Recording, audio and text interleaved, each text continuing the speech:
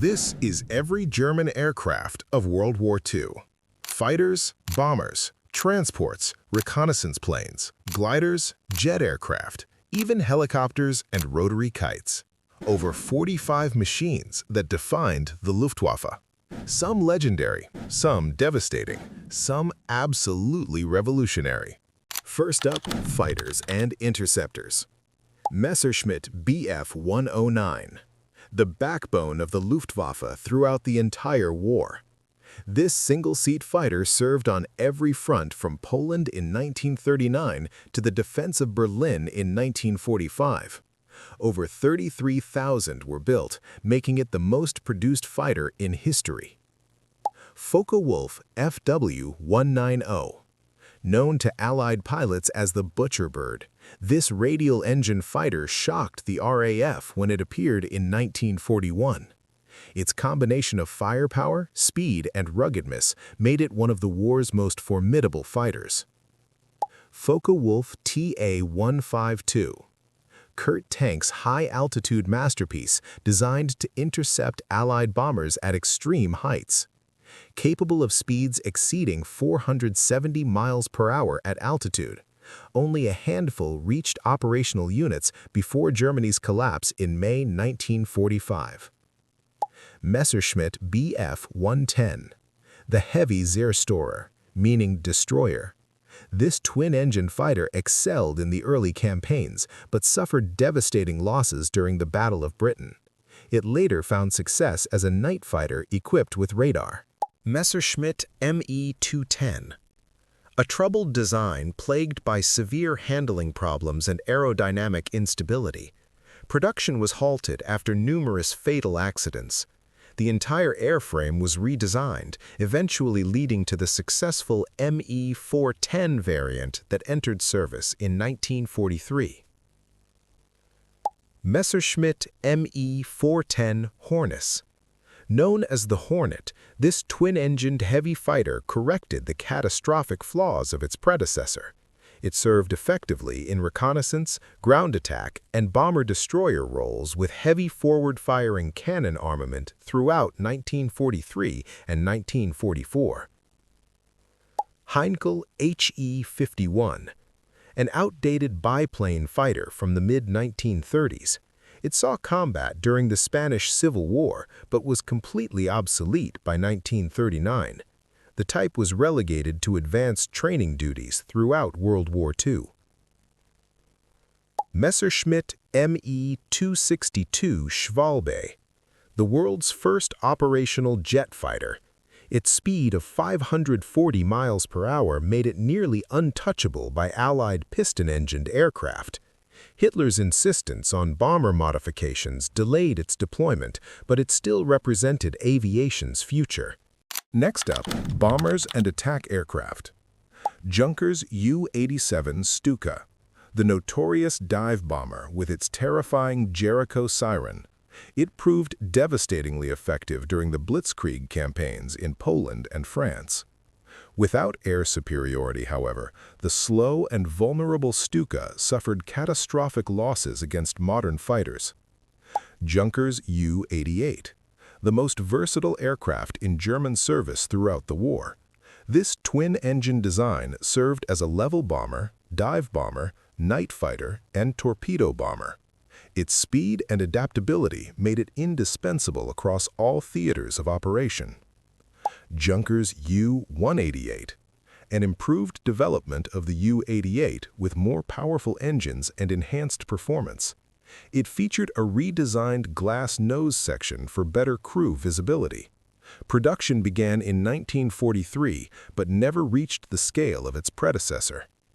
Junkers Ju-86, an early-generation medium bomber that saw limited service in the late 1930s and early war period. Later variants were specially adapted for high-altitude reconnaissance missions, operating above 40,000 feet, where fighters couldn't reach them. Dornier Do-17.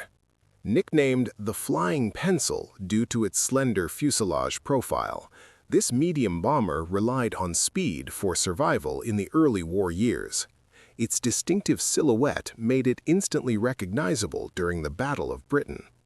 Dornier DO-215, a development of the DO-17, originally intended for export to foreign air forces. When export orders fell through, the Luftwaffe absorbed these aircraft. They served primarily in long-range reconnaissance roles throughout 1940 and 1941.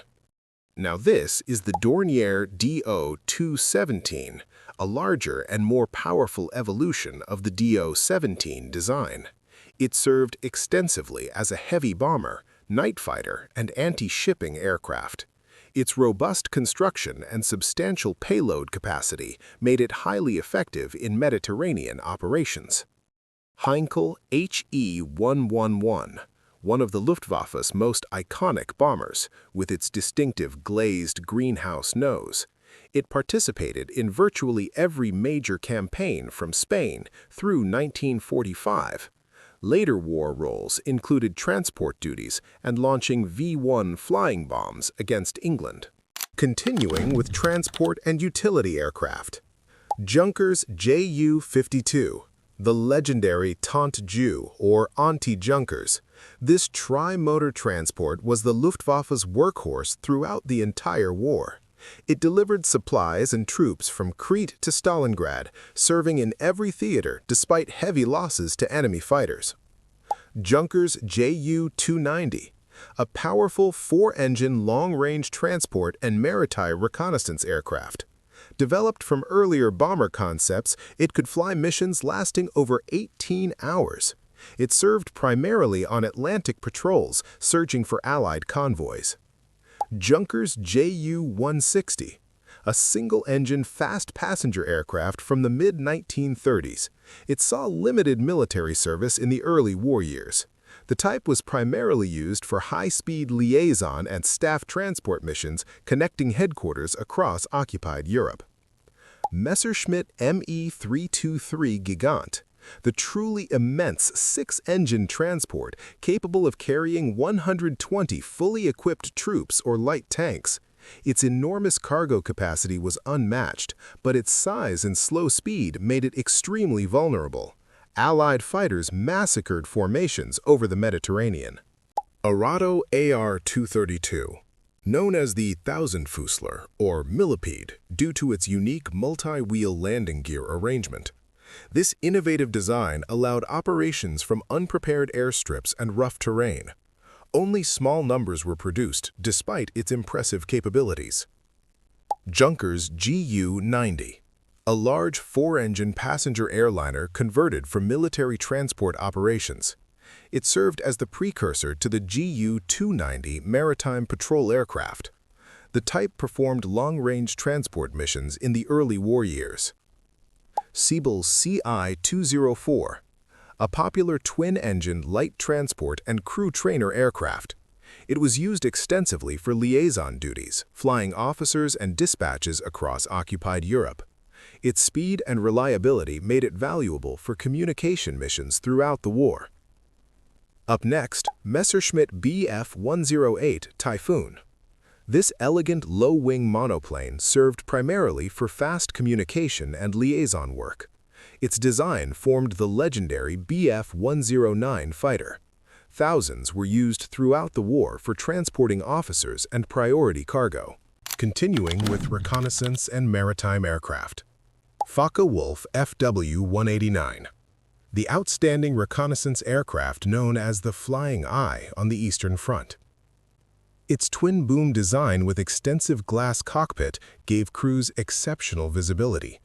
It proved remarkably difficult to shoot down despite its seemingly fragile appearance. Henschel HS-126, a high-wing monoplane used for tactical observation and short-range reconnaissance in the early war. It served extensively during the Polish and French campaigns. The type was gradually replaced by the superior FW-189 on the Eastern Front. Arado R-234 Blitz, the world's first operational jet bomber, also produced in a dedicated reconnaissance variant. Its incredible speed allowed it to photograph Allied positions over England and France with virtually no risk of interception by piston-engine fighters. Heinkel HE-70 Blitz. Originally a high-speed civilian mail plane that set multiple speed records in the 1930s. In military service, it was adapted for reconnaissance and fast liaison work. Its streamlined design made it one of the fastest aircraft of its era. Now, this is the Dornier Do-17P, a specialized photo reconnaissance version of the flying pencil optimized for long-range missions. It was fitted with multiple cameras and extra fuel tanks for extended operations. It operated over England, gathering intelligence before the Battle of Britain. Blohm and Voss BV-138. Nicknamed the Flying Shoe due to its distinctive asymmetric hull shape, this tri-motor flying boat proved vital for long-range maritime patrol over the Atlantic. Its sturdy construction allowed operations in extremely rough sea conditions. Next, Blohm and Voss BV-222 Wiking, one of the largest flying boats ever built during World War II. This massive six-engine aircraft served almost exclusively as a long-range maritime transport. It could carry 92 troops or substantial cargo across the Mediterranean. Dornier Do-24, a highly effective tri-motor flying boat renowned for excellent seakeeping characteristics. It was used primarily for air-sea rescue operations, saving downed air crews from the water. Its reliability made it invaluable throughout the Mediterranean and Atlantic theaters. Continuing with gliders, DFS-230, the assault glider famous for the daring raid on the Belgian fortress of Eben-Emael in May 1940. It carried 9 troops plus a pilot in complete silence behind enemy lines. This revolutionary tactic demonstrated the potential of airborne assault operations. Gotha GO-242, a large twin-boom cargo and troop glider heavily used for supply missions on the Eastern Front. It could carry 21 troops or equivalent cargo loads. Many were later fitted with engines, converting them into powered transports during the war's later stages. Messerschmitt Me-321 Gigant, the largest glider built during World War II, designed to carry heavy equipment, including light tanks or 200 fully equipped troops. Its immense size required multiple tow aircraft or the specially developed Heinkel HE-111Z 5-engine tug to get airborne. Next up, trainers. Bücker B-131 Jungmann, the famous primary trainer biplane known as the Jungmann. This exceptionally responsive aircraft established the high standards of early Luftwaffe pilot training. Thousands of German pilots learned basic flying skills in this forgiving and agile machine. Bücker B-133 Jungmeister, the incredible advanced aerobatic trainer known as the Jungmeister. This single-seat biplane was legendary for its extraordinary agility and precision. It refined the skills of the Luftwaffe's most talented fighter pilots through demanding aerobatic training routines. And now, Heinkel HE-72 Kadett. This biplane was one of the essential primary trainers of the rebuilt German Air Force in the mid-1930s. Simple and reliable, it introduced thousands of students to powered flight. Production continued into the early war years. Klemm KL-35, a widely used basic and advanced trainer throughout the 1930s and early World War II period. Its forgiving flight characteristics and docile handling made it ideal for novice student pilots. Hundreds served in flying schools across Germany. Arado AR-96, a single-engine advanced monoplane trainer introduced in 1939. It prepared student pilots for the handling characteristics of modern operational fighters and bombers. Over 11,000 were produced, making it Germany's most numerous advanced trainer. Focke-Wulf FW-44 Stieglitz. Known as the Goldfinch, this hugely successful primary biplane trainer was beloved by instructors and students alike. Many future Luftwaffe aces, including Adolf Galland and Werner Mulders, learned their fundamental flying skills in this aircraft. Now this is the Focke-Wulf FW-56 Stösser, a single-seat parasol-wing monoplane that served mainly as a transition trainer. It bridged the gap between basic trainers and operational fighters. Students learned combat maneuvers and gunnery skills before advancing to frontline aircraft. Finally, we have helicopters and autogyros. Focke-Achgelis FA-223 Drache. The Dragon was a pioneering twin-rotor transport helicopter built in small numbers during the war. It demonstrated impressive lifting capability and could carry over 2,000 pounds of cargo. Several were captured intact by Allied forces in 1945. Flettner FL-282 Colibri. Known as the Hummingbird, this groundbreaking reconnaissance helicopter utilized the Flettner intermeshing rotor system for stability and control. It was deployed on German warships for naval observation duties, spotting Allied vessels and directing gunfire. Focke-Achgelis FA-330 Bachstelze. This highly unusual, unpowered rotary wing kite could be towed behind surfaced U-boats in the Atlantic.